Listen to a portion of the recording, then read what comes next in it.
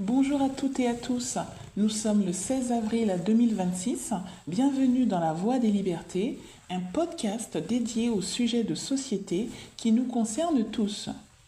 Notre sujet du jour est la surveillance numérique ciblée.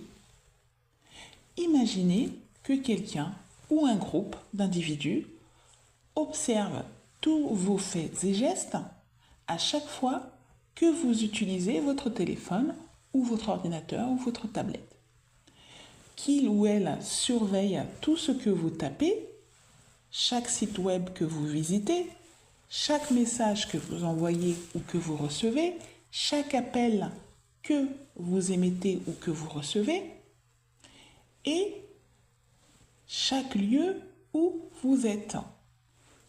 Telle est la réalité de la surveillance numérique ciblée. Et le pire, vous ne vous en rendez peut-être même pas compte.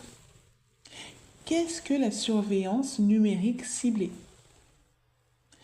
Il s'agit de contrôle ou espionnage à l'aide de technologies numériques des personnes ou des organisations spécifiques pouvant intéresser des groupes, des réseaux, des individus, des entités, des États, des autorités.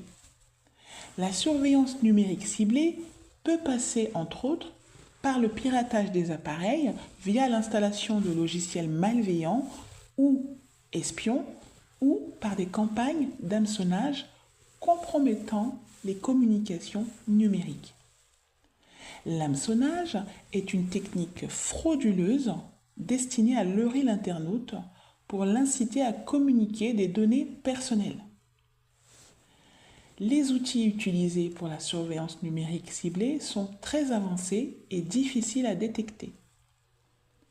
Les logiciels malveillants et les logiciels espions peuvent fonctionner en arrière-plan de votre appareil de manière totalement invisible pour l'utilisateur ou l'utilisatrice, ce qui permet aux personnes qui espionnent de surveiller chaque manipulation faite sur le téléphone, faire des captures d'écran, enregistrer du son, enregistrer une vidéo, faire des photos, accéder à des fichiers, supprimer donc des documents, des mails, des photos, sans même que vous ne vous en rendiez compte.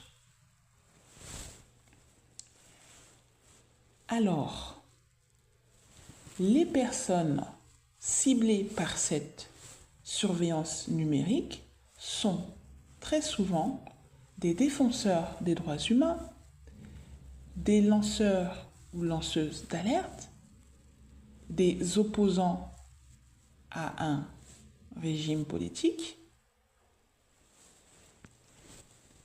des hommes ou femmes politiques, voilà, des syndicalistes, des journalistes.